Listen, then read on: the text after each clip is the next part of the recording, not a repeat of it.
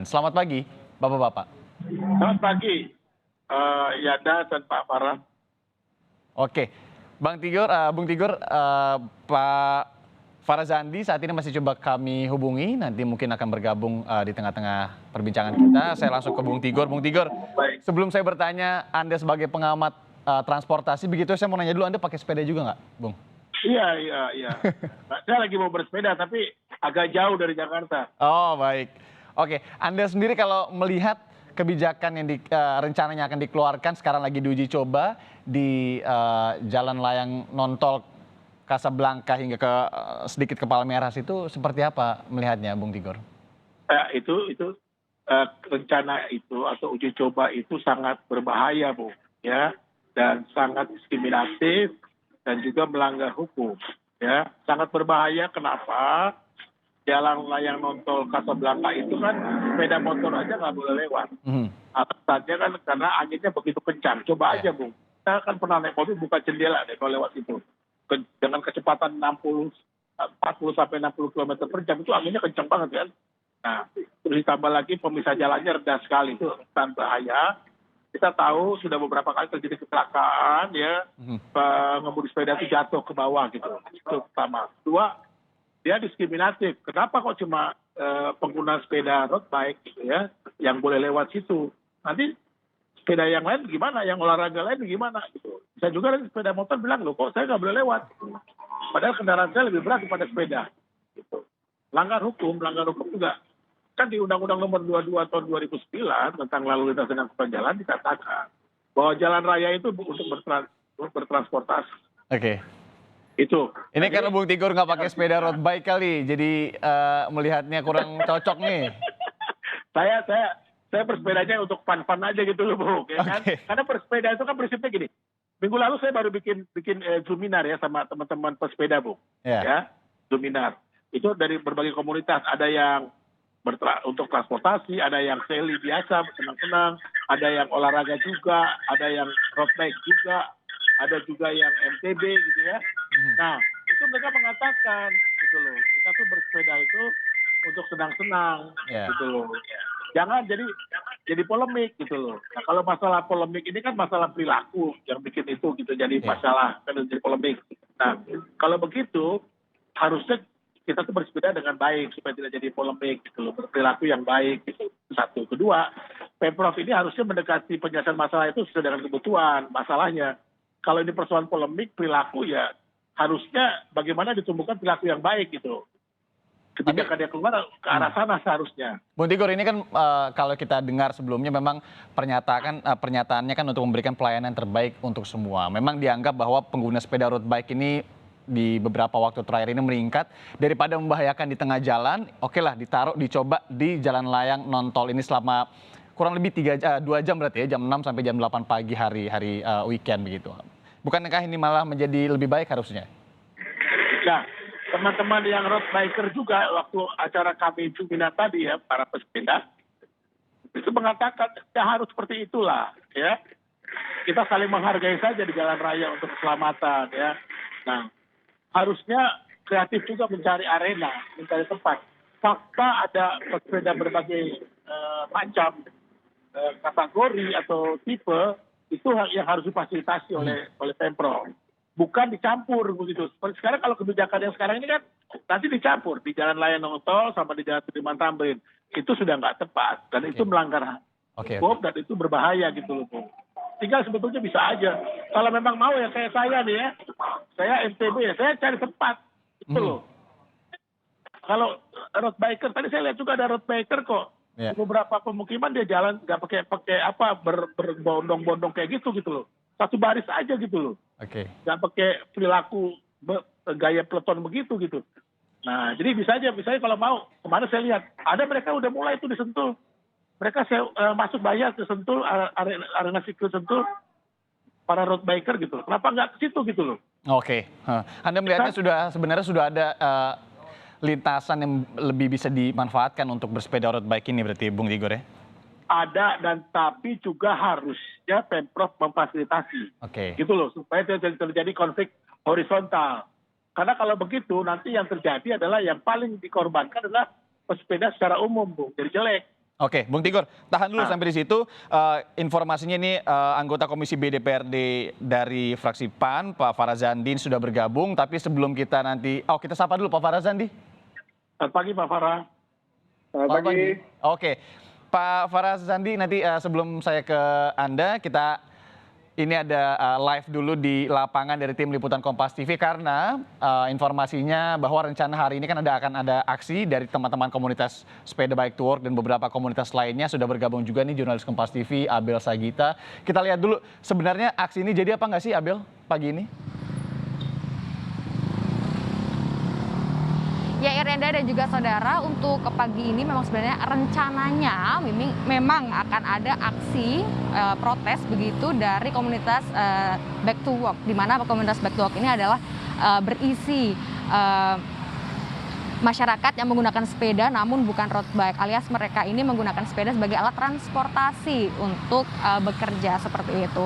Namun tadi saya sempat menelpon begitu atau melakukan wawancara melalui sambungan telepon dengan dari pihak Back to Work ya, bahwa ia mengatakan untuk pagi ini tidak jadi dilakukan aksi protes. Namun dari Back to Work atau komunitas Back to Work ini sudah melakukan deal dengan Dinas Perhubungan untuk melakukan diskusi atau duduk bersama nantinya. Diskusi ini nanti akan berkaitan dengan uji coba di JLNT ini terkait dengan road bike. Tentu kalau dari komunitas Back to Work ini keberatan dengan adanya uji coba yang dilakukan pada dari tanggal 23 lalu, dan ini memang sudah uji coba yang keempat Irenda dan juga saudara. Adapun evaluasi yang sudah diterima oleh Dinas Perhubungan. Namun dari Back to Work sendiri juga ini mengatakan bahwa nantinya apabila diskusi ini akan dilaksanakan, ini harus dari Dinas Perhubungan sudah mencopot simbol atau rambu-rambu yang ada di belakang saya, di mana rambu-rambu itu mengatakan bahwa yang boleh melintasi jalan layang non-tol Kampung Melayu Tanah Abang ini hanya road bike saja. Nah, bagaimana evaluasinya? Berikut pernyataan dari Kepala Dinas Perhubungan Safrin Liputo. Ya, evaluasinya terus kami melakukan perbaikan. Jadi contohnya untuk lintasan terkait dengan prasarana jalan itu harus lebih dibuat smooth dan disempurnakan. Terkait dengan fasilitas pendukungnya, terkait dengan fasilitas keselamatan seperti rambu-rambu lalu lintas, rambu petunjuk, dan juga penempatan petugas pada titik-titik krusial di mana para pesepeda itu memang membutuhkan arahan petugas agar dalam pelaksanaan kegiatannya itu tetap dalam kondisi baik. Kami sudah melaksanakan diskusi awal pada hari Sabtu kemarin dan disepakati bahwa untuk aksi tersebut itu ditiadakan dan kami ganti dengan diskusi terbuka yang akan dilaksanakan pada pagi ini 8.30 setelah lintasan road bike ini selesai. Tentu kami sampaikan bahwa tujuan uji coba adalah ingin mendapatkan masukan, kritik, saran sebanyak-banyaknya dalam rangka perbaikan. Jadi masukannya yang sifatnya konstruktif tentu menuju kepada perbaikan yang lebih sempurna untuk pelaksanaan JLNT ini sebagai lintasan road bike. Ini juga akan kami tuangkan dalam pengaturan ke depannya nanti.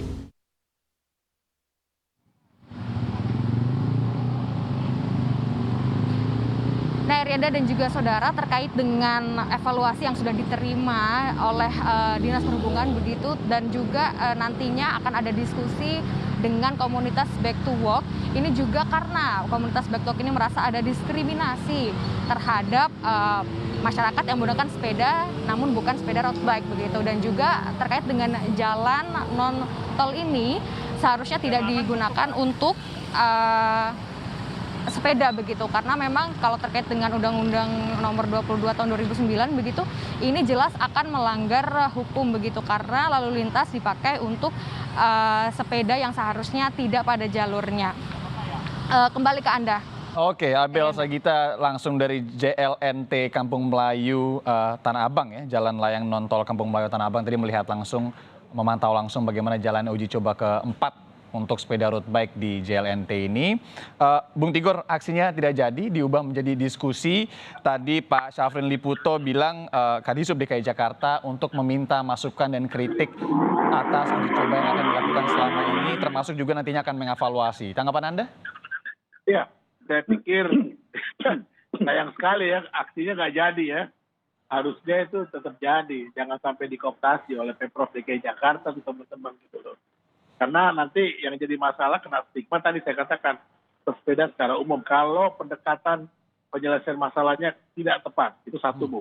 Kedua, sejak kapan juga ya Dinas Perhubungan mengurusi hal-hal olahraga sepeda gitu loh. Harusnya kan ini yang turun Dinas Olahraga Pemprov DKI Jakarta, itu kemana Oke. suaranya gitu loh. Oke, ini masukan lagi berarti ya. Iya, Oke, kok urusan olahraga ke Dinas Perhubungan gitu loh. Karena teknis olahraga. karena ini berhubungan sekali dengan jalanan juga mungkin, Bung Tigor. Bung Tigor, saya... Nggak cukup cuma Dinas Perhubungan, harusnya Dinas Olahraga juga ada suaranya gitu. Oke, baik. Cocok nggak di JNT? Semoga ini juga bisa didengar begitu ya. Nanti, Bung Tigor, saya ke Pak Farazandi dulu. Pak Farazandi, sejauh ini bagaimana melihat rencana kebijakan ini? Sekarang masih uji coba, memang tadi uji coba keempat, tapi ada penolakan begitu ya dari teman-teman komunitas pesepeda itu sendiri. Anda melihatnya seperti apa? Ya, sebelumnya selamat pagi Bang Tigor. Selamat pagi. Selamat pagi Pak Farah, apa kabar? Ketemu lagi kita, apa kabar? Ini Ya, nggak ya. urusan banjir, nggak urusan sepeda, kita diskusi terus. Iya, pokoknya kita kontribusi buat Jakarta lah. Mantap. Siap, baik. Mas, kalau menurut saya begini, segala sesuatu untuk hal yang baik itu pasti memiliki masa transisinya. Wacana sepeda ataupun jalan sepeda ini sudah jauh lama dari zaman Gubernur Ahok kalau tidak salah, tapi memang baru terencana secara efektif sekarang. Karena apa? Infrastrukturnya ini baru mulai terbangun. Nah, masa transisi yang saya maksud, ini kan kita sudah mulai dari 2 tahun lalu itu jalur sepeda, terus sekarang ada barrier sepeda, ini sekarang ada jalur khusus untuk road bike. Memang tren pesepeda ini kan terus kian lama kan kian menaik gitu ya. Sekarang dari Car Free Day yang awalnya mungkin jalan, jogging, sekarang mulai banyak sepeda. Jadi kita semua harus sama-sama memaklumi. Tujuannya baik, sama-sama baik, kita mendukung. Ya, saya juga di Komisi B sangat-sangat mendukung terhadap jalur sepeda dan program-program tentang pesepeda ini. Nah, ini yang harus kita dukung, masa transisi ini yang memang harus sama-sama merangkul semua kalangan gitu. Ya, itu yang pertama. Jadi diskursusnya ini kita buka seluas-luasnya. Kenapa Kadishub, Bang Tigor? Karena memang ini terkait masalah pengaturan lalu lintas. Kalau Dispora itu kan diajak juga, tapi bagian pembinaan prestasi, BIMPRESnya.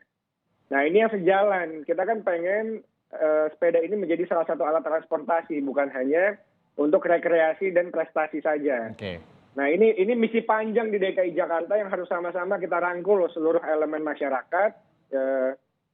Dishub sudah mengajak ya kemarin komunitas Bike to Work, isi DKI, dan komunitas-komunitas lain untuk memintakan masukannya. Nah, jadi memang dalam masa sementara ini, uji coba ini memang harus, ini ruang lah, kita sangat terbuka untuk kritik dan masukan, agar kedepannya kebijakan yang dikeluarkan itu betul-betul bisa mengakomodir kepentingan semua komunitas, tapi terutama juga, nah ini yang harus dipahamin, kita memilih JLNT itu untuk jalan layang itu untuk uji coba adalah karena memang sepeda road bike ini memiliki karakter yang agak berbeda dengan sepeda lain. Ya. Sepeda lain itu memang cenderung kan lebih rekreasi atau santai. Sedangkan kalau road bike ini Ada kecepatan tertentunya begitu ya, Bung ya? ada kecepatan tertentu dan agak bahaya karena biasanya rata-rata mereka pakai klip, Mas. Nah, itu yang kadang-kadang suka bikin kecelakaan itu karena kalau ada eskalasi yang menurun sedikit saja di jalanan itu agak sulit nanti kalau menurun kecepatannya gitu. Nah, ini yang lagi kita sama-sama cermati. Tujuannya apa? Untuk keamanan dan keselamatan berkendara juga gitu di jalanan. Oke. Dan juga pengendaranya. Oke, Kira-kira kalau gitu, Mas. Iya, Pak Faras, kita pahami sekali ya bagaimana kemudian tadi masukannya dan melihat bahwa ini sebenarnya sudah panjang perjalanannya dan sekarang adalah masa transisi dan melihat infrastrukturnya juga sudah mulai dibangun begitu ya. Apakah kemudian nanti ini akan jadi dilaksanakan dan bagaimana kebijakan ini nantinya bila jadi dilaksanakan ini bisa menguntungkan semua pihak? Tentunya kita akan menjawab ini usai jeda. Tetap Sapa Indonesia akhir pekan. Saya ke Pak Faras lagi, Pak Faras. Sebelum nanti membahas bagaimana kemudian sebenarnya kita harapkan ya kebijakan ini nantinya kalau keluar ini tidak ada yang merasa diskriminatif gitu. Sebelum ke situ saya mau bertanya dulu apa sih sebenarnya pertimbangan dasarnya sekali untuk kebijakan JLNT ini untuk road bike saja begitu. Kalau Anda melihatnya seperti apa? Ya, pertama begini Mas, sebelum ada wacana JLNT ini kan sempat ada viral tuh Mas, yang masalah road bike yang di jalanan Mas. Oke. Sebenarnya kan habitatnya road bike itu memang ya harus di jalanan gitu, karena memang sifatnya kan road bike ya. Dan berjalannya Ya, agak rame gitu ya? Memang sifatnya kan peloton ya, mereka kan sifatnya bergrup gitu. Berombongan ya? Dan ini memiliki average speed yang rata-rata sama gitu. Nah saat kemarin di jalan masalahnya kan infrastruktur jalanan DKI ini kan belum tercipta sempurna untuk semua jenis sepeda gitu. Nah ini yang lagi kita cari formulanya. Nah sambil berjalan itu kemarin kan banyak kasus-kasus Mas yang sepeda ada jalan di tengah jalan dan lain-lain. Sehingga kita mencari solusinya memang butuh jalur khusus. Ide jalur khusus ini juga bukan hanya di Jakarta. Ini sudah banyak di negara-negara lain yang lebih maju gitu.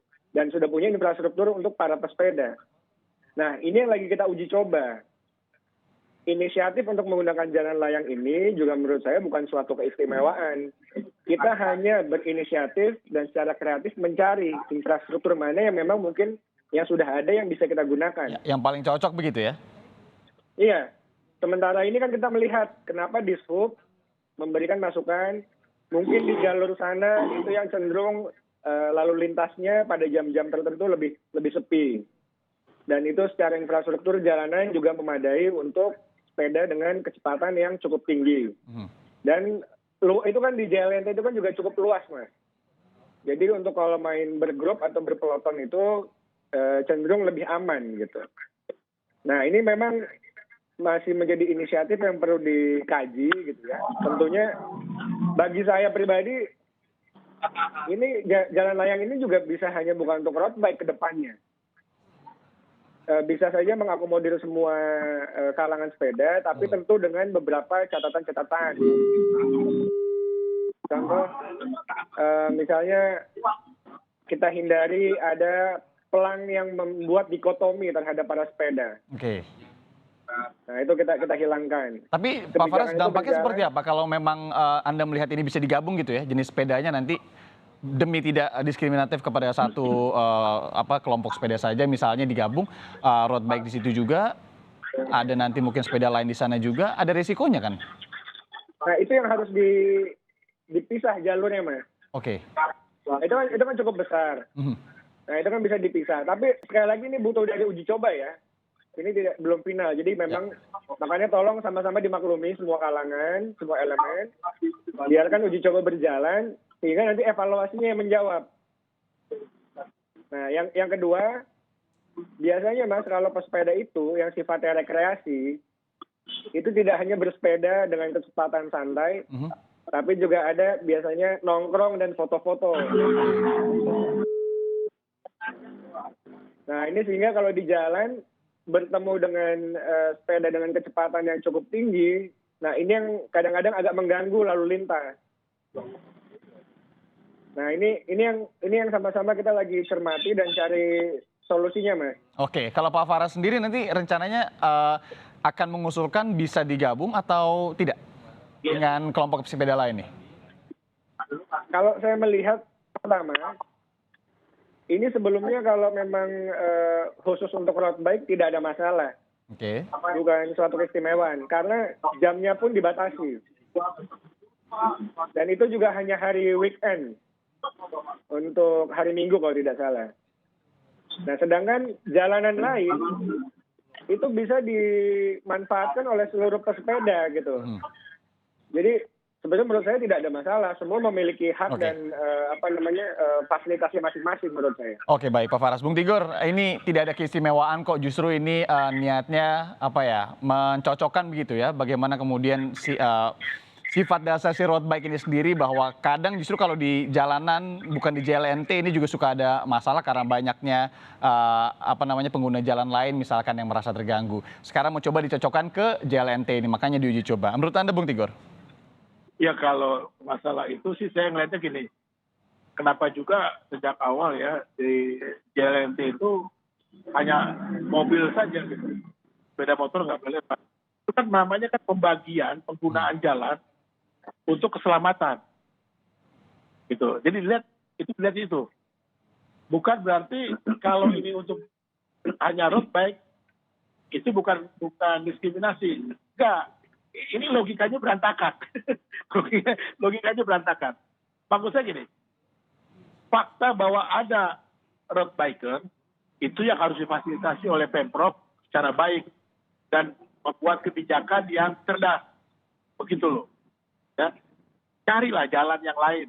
Kalau dibilang jalan JLNT itu lebar, belum nggak juga, ya nggak juga. Banyak jalan yang lebih lebar dan lebih sepi. Karena di uji coba ini juga kan masih ini di mix sama kendaraan bermotor lain, kayak mobil. Ini bahaya, gitu loh. Ya, jadi fasilitasi tetap harus dilakukan, dibuat kebijakan yang kreatif dan cerdas. Cari, misalnya nih Bung ya, kalau dibikin misalnya coba disiapkan di Jalan Kemayoran, itu jalannya lebih lebar loh dan relatif lebih sepi, bisa dikendalikan juga. Oke. Nah kenapa nggak lihat itu? Atau juga bikin jalur sepanjang Sungai Ciliwung, ya seperti jalur sepeda yang di BKT Jakarta Timur gitu. Kenapa nggak seperti itu dibuat? Nah ini soalnya kalau pendekatannya bukan membangun perilaku yang baik untuk bersepeda. Karena yang menolak pemberian JLT itu untuk road bike itu kan juga road biker juga loh, ada loh. Atau komunitas sepeda juga yang menolak gitu. Oke, komunitas pesepeda ini juga, harusnya ya. dilihat. Iya. Tapi kan Bung Tigor, ini sudah tadi diinformasikan bahwa ntar 8.30 ini rencananya akan ada diskusi, termasuk salah satunya ini meminta evaluasi dan juga masukan dan kritik terhadap ini. Ya itu tadi harusnya sejak awal, sebelum uji coba harus ada dialog. Oke. Kenapa begitu masyarakat dan komunitas pesepeda itu bereaksi, mengkritisi, baru ada dialog. Ini kan lucu menurut saya ini Pemprov gitu loh. Ya.